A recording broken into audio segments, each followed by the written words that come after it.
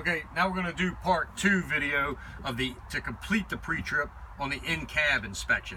What I'm going to do is I'm going to start off with 3 points of contact, always face in, getting in the truck or out of the truck, and use 3 points of contact to climb inside the vehicle.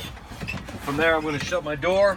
I'm going to adjust my seat, adjust my mirrors, put my seatbelt on, and inspect my seatbelt. My seatbelt's not cut, cracked, dry, rot, or frayed, and it's functioning perfectly. At that point, I'm going to do a safety start. I'm going to put my foot gently on the brake pedal, and I'm going to click the key to the right to energize the dashboard. At that point, you're going to see the gauges sweep and sweep back. That's the onboard computers all talking to themselves. From there, I'm going to push the clutch to the clutch switch and start the vehicle. Clutch all the way to the floor to the clutch switch, bump the key the rest of the way to the right, make sure it's in neutral, release the brake and clutch.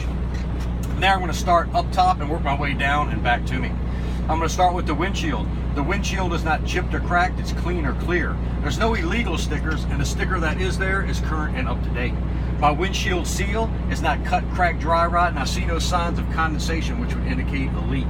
From there, I'm going to go to my windshield wipers and blades. My windshield wipers and blades are not cut, bent, cracked, or broken, missing nuts, bolts, or screws. My windshield blades are not cut, cracked, dry rot, or missing, and they're functioning properly.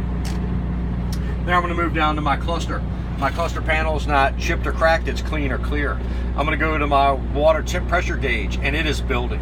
My oil pressure gauge, and it is building. It should build to around 60 psi. Then I'm going to go to my voltmeter, and my voltmeter should be charging between 12 and 14 volts. Then I'm going to go to my air pressure gauge. They should build between 100 and 125 psi.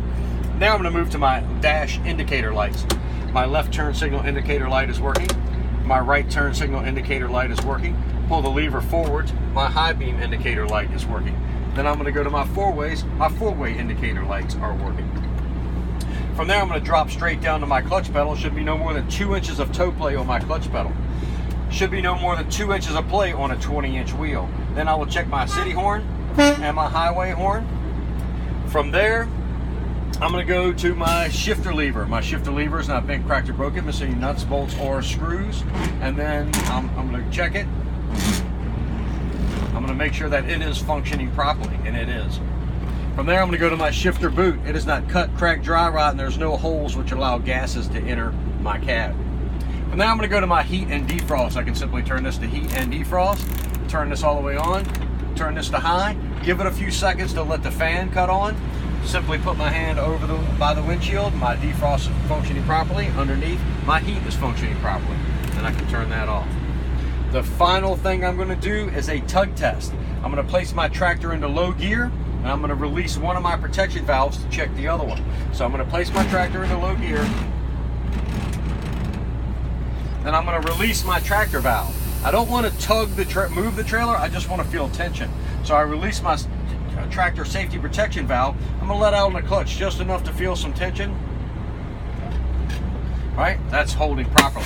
Then I'm going to release my trailer safety protection valve to check my tractors. Next thing I'm going to do is let out on the clutch a little bit to feel some tension. That's functioning properly.